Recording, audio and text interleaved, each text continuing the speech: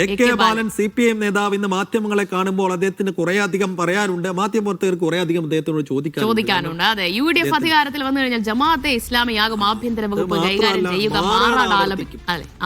2002 കഴിഞ്ഞു പോയൊരു മാറാട് കലാപത UDF തിരിച്ചു വന്നു കഴിഞ്ഞാൽ അത് ആവർത്തിക്കും എന്ന് അദ്ദേഹം പറയാനുണ്ടായിരുന്ന സാഹചര്യം എന്തായിരുന്നു? പക്ഷെ നോക്കൂ, എ.കെ. ബാലന്റെ പ്രസ്താവനയ്ക്കെതിരെ മുന്നണിക്കുള്ളിൽ നിന്ന് തന്നെ എതിർസ്വരം ഉയർന്നു കഴിഞ്ഞു. എം വി ഗോവിന്ദൻ തള്ളി പറഞ്ഞു. മുഖ്യമന്ത്രി തഴുകിയാണ് പറഞ്ഞതെങ്കിലും എം വി ഗോവിന്ദൻ അത് തള്ളി പറയുകയാണ് ചെയ്തത്. വലിയ ഭിന്നത അതിനകത്തുണ്ടായി. പക്ഷേ മുഖ്യമന്ത്രി എപ്പോഴും സപ്പോർട്ട് ചെയ്യുന്നു എന്നുള്ളത് ഒരു ശ്രദ്ധേയമായ കാഴ്ചയായിരുന്നു.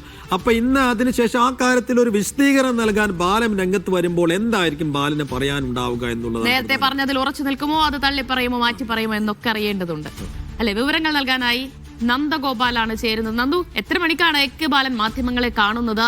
ഈ വിവാദ പ്രസ്താവനയിൽ പാർട്ടിക്കുള്ളിൽ തന്നെ രണ്ട് നില വന്നതോടുകൂടിയാണ് എ.കെ. ബാലൻ മാധ്യമങ്ങളെ കാണുന്നത്. എന്താകും അദ്ദേഹം പറയുക? ഇന്ന് രാവിലെ 10 മണിയോടുകൂടിയായിരിക്കും എ.കെ. ബാലൻ മാധ്യമങ്ങളെ കാണുക എന്നുള്ളത് അറിയിച്ചിരിക്കുന്നത്.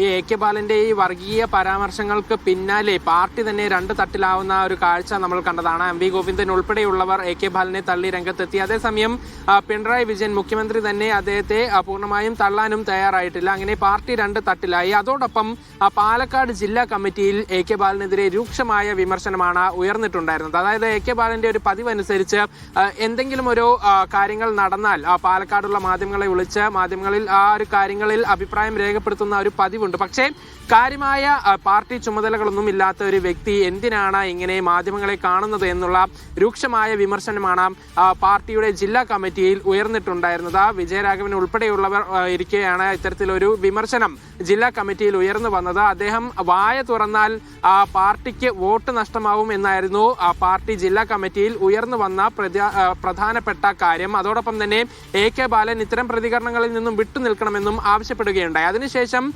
എ.കെ. ബാലനെ ബന്ധപ്പെടാൻ ശ്രമിച്ചെങ്കിലും അദ്ദേഹം ഇത്തരം പ്രതികരണങ്ങൾക്കൊന്നും തന്നെ തയ്യാറായില്ല. ഏറ്റവും ഒടുവിലാണ് ഇന്നിപ്പോൾ രാവിലെ മാധ്യമങ്ങളെ കാണാം എന്നുള്ളത് അറിയിച്ചത്. എ.കെ. ബാലന്റെ നിലപാട് എന്താണ് എന്നുള്ള കാര്യത്തിൽ ഇനി ഒരു വ്യക്തത വരേണ്ടതുണ്ട്. അത് വളരെയധികം പ്രധാനപ്പെട്ട കാര്യമാണ്. പ്രത്യേകിച്ചും പാർട്ടിയുടെ പ്രധാന നേതാക്കളെല്ലാം തന്നെ എ.കെ. ബാലനെ തള്ളി ജില്ലാ കമ്മിറ്റിയിൽ വിമർശനം ഉയർന്നു. ആ ഘട്ടത്തിൽ ഇപ്പോഴും തന്റെ പ്രസ്താവനയിൽ എ.കെ. ബാലൻ ഉറച്ചു നിൽക്കുകയാണോ എന്ന കാര്യത്തിലാണ് ഇനി വ്യക്തത വരേണ്ടത്. ഇതുമായി ബന്ധപ്പെട്ട പ്രതികരണമാണ് വളരെ പ്രധാനപ്പെട്ടത്. ഏതായാലും 10 മണിയോട് കൂടിയായിരിക്കും എ.കെ. ബാലന്റെ വാർത്താ സമ്മേളനം നടക്കുക. 10 മണിക്കാണ് എ.കെ. ബാലൻ മാധ്യമങ്ങളെ കാണുന്നത്. വിവാദ പ്രസ്താവനയിൽ മറുപടി ഉണ്ടാകും. തള്ളാൻ സാധ്യതയില്ല. അതിൽ പുതിയൊരു വിശദീകരണം അദ്ദേഹം നൽകും.